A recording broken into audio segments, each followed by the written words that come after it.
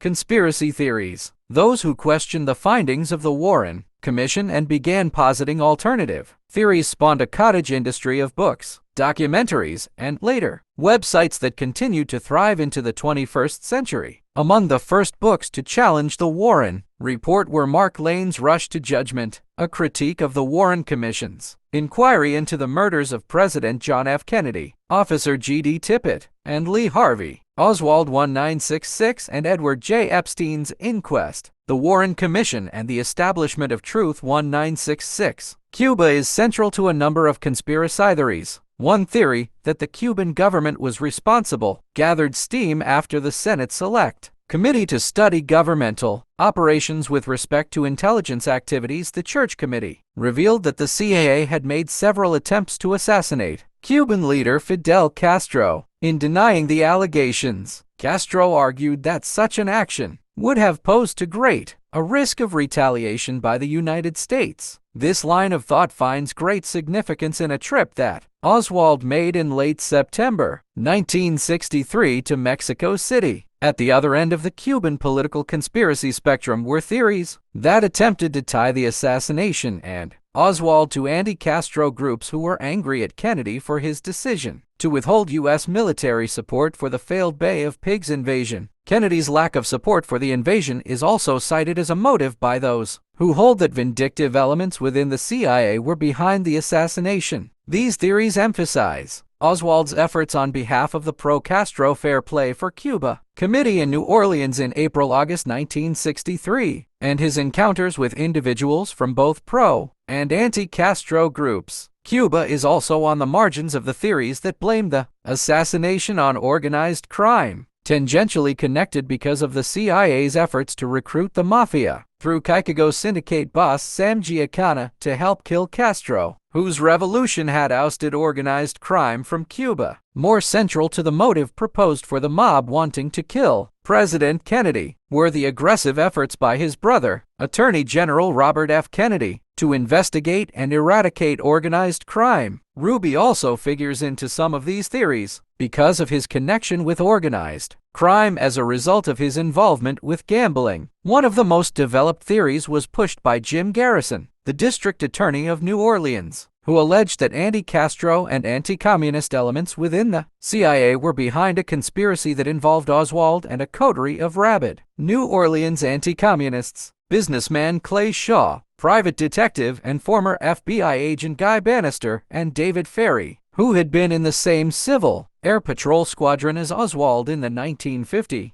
Bannister and Ferry died before Garrison brought his case to trial, but Shaw was found not guilty in 1969.